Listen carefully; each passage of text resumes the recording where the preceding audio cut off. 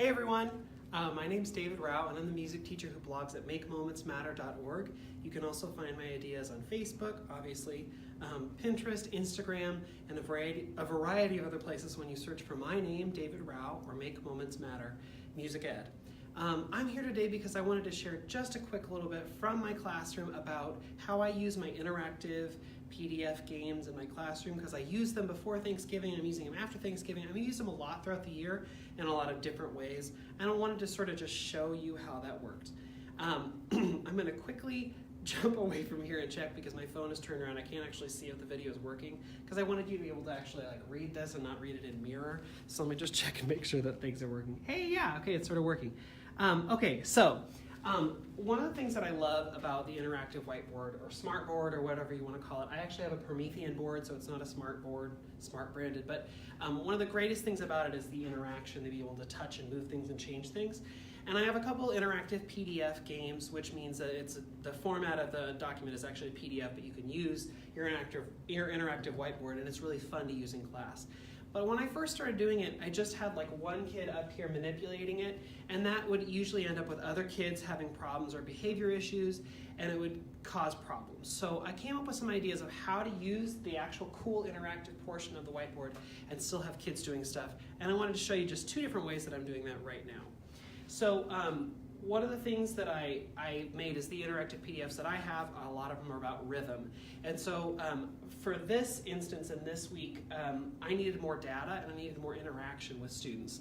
And so for my third graders, I'm doing this interactive PDF because I need more data. I need individual assessment of can kids actually see the word and match the rhythm, and I want to see that on an individual level. And for the second grade, I just really needed them to get more experience with it. They've just really started naming notes and rests, and so I wanted them to have experience working on it in small groups and also to have the interactive function on the PDF. So I'm going to just sort of take you through and show you sort of what I do with kids, and you can see the process and what I use. I'm just going to check this one more time to make sure it's working. Hey look, Denise says it's working. She's tagged people. Okay. So like I said, I can't see because my phone is turned around. I can't see if this is actually going. So if I've clipped off the top of my head and it's not in the video, I'm sorry. So what I've done with kids is that I have done some work before we do this lesson.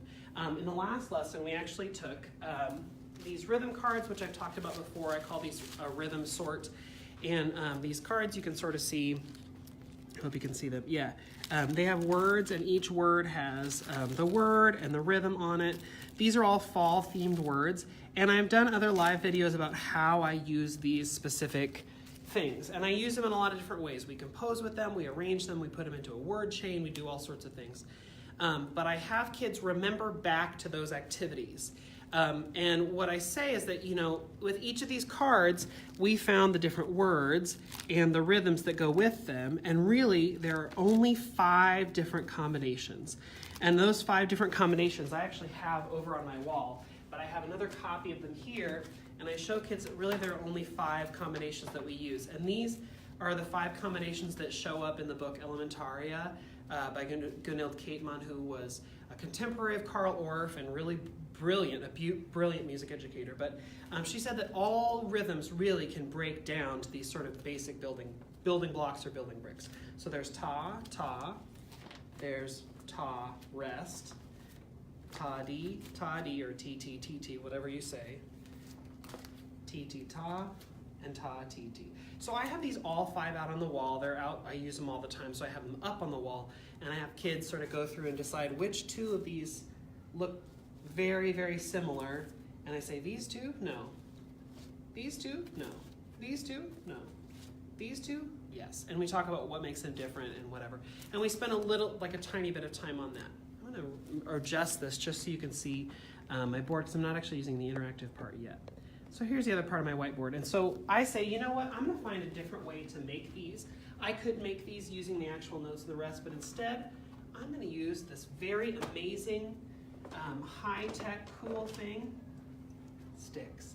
And I say, okay, if I wanted to make this first one, let's see, and these just have magnets on the back.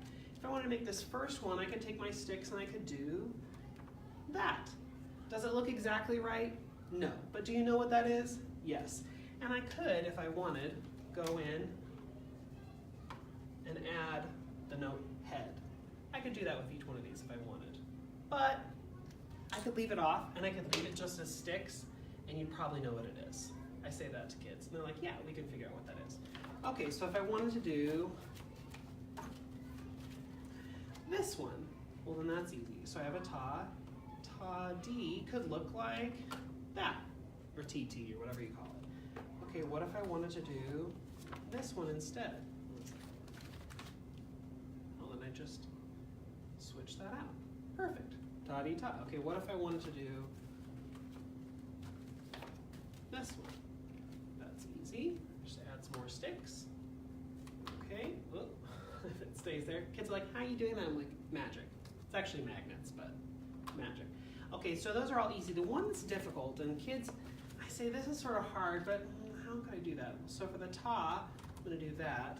And the rest, I got to do something that sort of matches. Nothing is really going to make that shape, but what if I did something like that? Would you at least know what that is? And they're like, yeah, of course, we would know what that is. Okay, great. So that would be a rest. So really, you're going to get to do these 5 different things.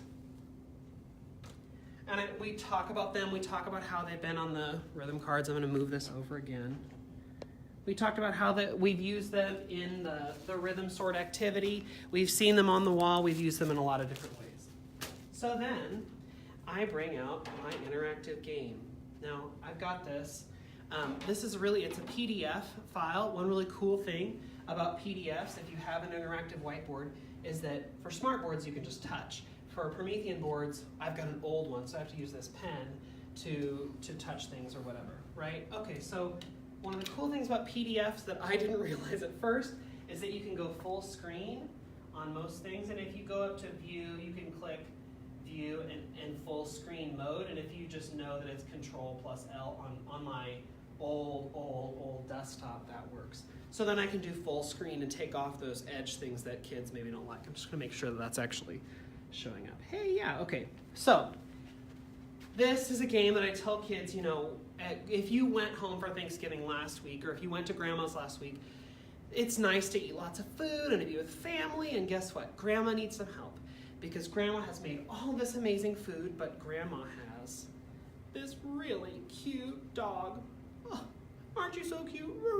Yes, but the thing is that if you turn your back and you leave food on the table, the dog will snatch it and eat it. Or if you accidentally if you just set food down for a second and walk away, the dog will steal it. Or if you accidentally drop food on the floor, the dog gets it. If you're not careful, if you leave food on the table, the dog will hop up and then go away. So we need to help Grandma get the food to the table safely. And here's how we're gonna do it. So, here's the first food Grandma's made, apple cider. Now, you have to help Grandma get the food to the table, and the way that you're going to do that is you have to choose the rhythm that matches that word, apple cider. So one of the things that my students do, and this is I think true of a lot of students all around the country, is that when looking for syllables, they clap. That's just something they do in their homeroom. So a lot of my students just start doing this, apple cider. They do that already. Right? And so I say, great, apple cider. How many sounds is that? Ta-dee, ta-dee. Okay, or so 1, 2, 3, 4. Let's see. Ta-dee, ta. Does that match apple cider? No, it's not 4 sounds. Ta. Does that match apple cider? No. How about ta-dee, ta-dee? Yes, that matches. Okay, so what you have to do to advance is to click this one. If we want to get right, we have to click this one. I wonder what would happen if we click the wrong one. Let's find out. So you take your pen. If you have a smartboard, you can just touch and do it. But when you click it, there's a link embedded inside the file, and they click back, and it goes, oh no, and they go to the wrong screen. Oh no, you chose the wrong rhythm. The food fell off the table, and the dog got it. But luckily, we can try again. So you go back, and if you click the wrong one again, it goes back to the dog, and you try again. And then, once they do the right thing, they click the right rhythm. Hooray, you chose the right rhythm and got the food on the table. Thanks for helping Grandma. Now you could just do, and then next challenge. So you could go on and just do the game where you had one kid at a time come up and do the pen. And actually, before I would have kids sit in small groups in their teams, and then if a kid needed help, they could go back to their team and get help and come up. And that worked most of the time. The thing was that sometimes kids would come up here and tap the wrong one, and you could tell they were a little bit embarrassed because they're in front of the whole class, and the whole class is watching them. And they were nervous to go back and ask their team. So what I'd done instead this time is I had kids sit in groups of 2 in little duets around the room, and I gave them a handful of popsicle sticks.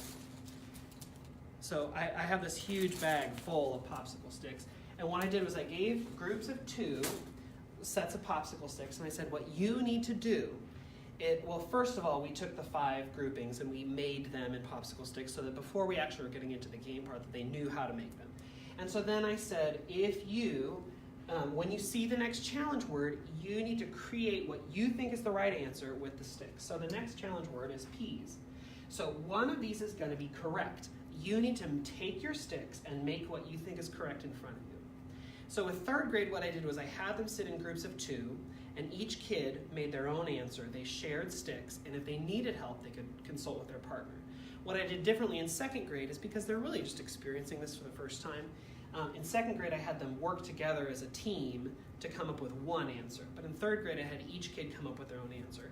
Then what I would do is I would sit back with my iPad, and I have seating charts on my iPad, or if you have just paper seating charts or whatever, I went through kid by kid, and I had each kid get a chance to come up here and try this. So I can tell already that they've had a chance to work it out on their own, so I can use that as a visual assessment. As I'm walking around the room, I see that on the floor in front of them, they've rearranged their sticks to show the pattern that they think matches. That's an assessment I can say on my own. If I wanted, I could also include this assessment when they go up. And what's cool about that is that there are 30 different words in this game. So 30 different times a kid would rearrange the sticks in front of them to come up with the answer. And on one of those tries, they come up here in front of their class and they do it. Now I try and watch and choose a kid who has done it correctly on the floor to go up and do the correct answer up here. It doesn't always transfer. They don't always transfer the right answer from there to here sometimes. But it's cool to see both the assessment visually of them using the popsicle sticks in front of them and to see them come up to the board. So then when they come up to the board, I say, great, so you just take the pen, you click the answer you think is right. Hooray, you chose the right rhythm and you got the food to the table. And then you do the next challenge. And the kid gets to hit next challenge and then they go back to their seat. I give them about maybe 20 seconds to work depending on the word or the time we have left in class.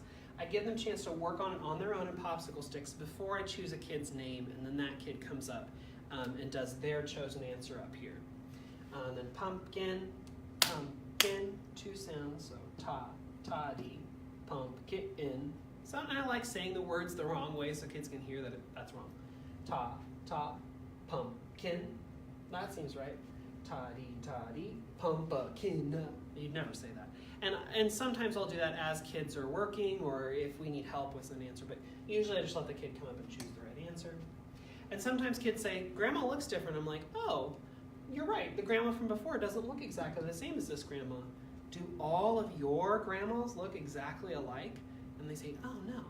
And I like having different grandmas up here with different skin tones and different look, just so that each kid can sort of see their own family in the kid on the board. So what they're doing, again, this whole time is 3rd grade, they're just working in groups of 2. If they need help, they'll ask their partner. But otherwise, they're really working on their own. And then they get to come up at least once within the class period to do it at the interactive whiteboard. And like I said, there are 30 challenge words. So even if I do one, if I have less than 29 kids, if I do one as an example, if I have less than 29 kids, they'll all have a chance to come up here and do it on their own. The whole process takes about 25 minutes probably from the beginning of showing them the sticks on the board and talking about the cards to handing out things and coming up and trying it on their own. And at the end of class, I have one kid hold the bag and everybody puts their sticks away. And then this is sort of cool to be able to do. By the time you're done, you get all the way through, and once you get to the very end, Grandma has, you've helped Grandma out. Now, and in the very end screen, it says, hooray, you helped Grandma get all the food to the table. Now, one of the things that you can do is I have this little clicker. I'll show you really close up here and also make sure this is working. I I have this clicker, and you can go forward and back, and you also use a laser pointer and some other cool little things. This was like $13 on Amazon. I could show you the link if you're interested. But one of the cool things is if a kid leaves it on Hooray, you can just click here and click Next Challenge, and then not have to worry about walking over to your computer or taking the pen and going and doing it yourself. So one of the things I love about this is that each kid gets their thing. I am just sort of circulating. If there are kids who are having particular problems, I can sort of zoom in and help them, because all the kids are sort of working independently on their own, and then one kid is in charge of going up and showing the thing on there. So some other ideas of what you could do with this, if you don't have popsicle sticks or don't want to deal with that, you could also do it where each kid has their own lap board whiteboard. And if you did that for caramel apple, you could have them just do it in stick notation, right? Or you could have them do standard notation if you wanted, right, to show. You could have, each kid could have, you could print out the 5 blocks and give each kid a set of these, or each duet a set of these, so that when they see a caramel apple, let's see, it'd be this one. And then they could go up, so then you'd still have the individual work, and then also the group visual up here. You could also do this, since it's just a PDF, you could, if you had Chromebooks or laptops or something, you could load it onto the laptop or something so that kids can do it individually, or if you're doing it as a center, you could have a couple computers with this up on the center, or you could even have just your smartboard as a center if you're doing other things so kids can walk around. But the cool thing I like about this is that before, when I did it, I had kids in teams, and they would send one kid up. The teams didn't always do so well, and they had some behavior issues, they talk or whatever. For the way I'm doing it now, since every kid has sticks in front of them, every kid is active. And one of the other fun things about the sticks is once they've got their answer, if they start building a log house or spelling out their name with sticks, I don't care. As long as they've done what I want them to do first, and they made sure their partner's doing okay, then they can do whatever they want. So this is a fun one because it fits right in with Thanksgiving and Christmas, and it's not necessarily Thanksgiving themed, it's just grandma. I said Thanksgiving, but really the game just says help grandma fill up the table with food, and take, the dog is going to try and take the food away. Plus also the dogs are different, so let's see. Well, that's the same dog as before, so cheese. So this dog just looks a little bit different. I think there might be one different dog. Let me check. Yeah, another dog. So the dogs are a little different, but it's not really Thanksgiving. It could be whatever. You could use it all throughout the year. I have other themed PDFs. There's a Christmas one. There's a snow day one. There's a picnic one. There's a Valentine's Day. So I have a lot of these, but I wanted to just take the time today to show you, first of all, how you do it, with the pen, or if you have a smartboard with your hand, but also to show you how I'm making it sort of more of a group activity and an individual assessment while I'm doing all of this. The kids think that it's fun, they're excited, they want to have their turn to go up, but also each time with the sticks I'm able to individually assess them. So let me make sure I don't have any questions on here before I shut down, but do you glue magnets to the sticks? Yes, Karen, I glue magnets, glue magnets to the back of these sticks. I use magnets for a lot of things, so like these music dots that I have on the back is a coaster with a magnet. My solfege hands on the back is a magnet. So I have a lot of magnets, and these lines, that's for a totally different activity. That's just painter's tape. But same with this one, I just have magnets on the back that you can use. Let's see, do you glue magnets? Oh, good, that's the only question, cool. Well, I just wanted to take a second to show you this and show you how I use the interactive PDF. Like I said, you can use it on your smartboard or your Promethian board. You can use it on a computer. It's cool that you can go full screen. If you don't want to go full screen, that's fine. What I would say is it's great to have a clicker like this, and if you want, in the comments I can put a link to this if you want, but it's nice to have a clicker so that you can continue wandering around the room, and if something gets off track, you can just click to the right place. It's nice to be able to do that. But this is just one more way to use your smartboard, interactive board, with kids continuing to be working on their own independent. That's always my thing about using a smartboard, is I don't want to have this be the only thing we're doing and me just say I'm using it because I need a technology connection or whatever. I want to use this, but I want it to be integrated into what we're doing.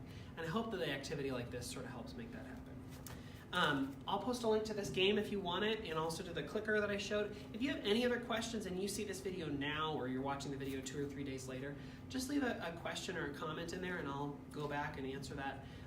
But thanks so much for taking a second to visit me in my classroom and to see how this works.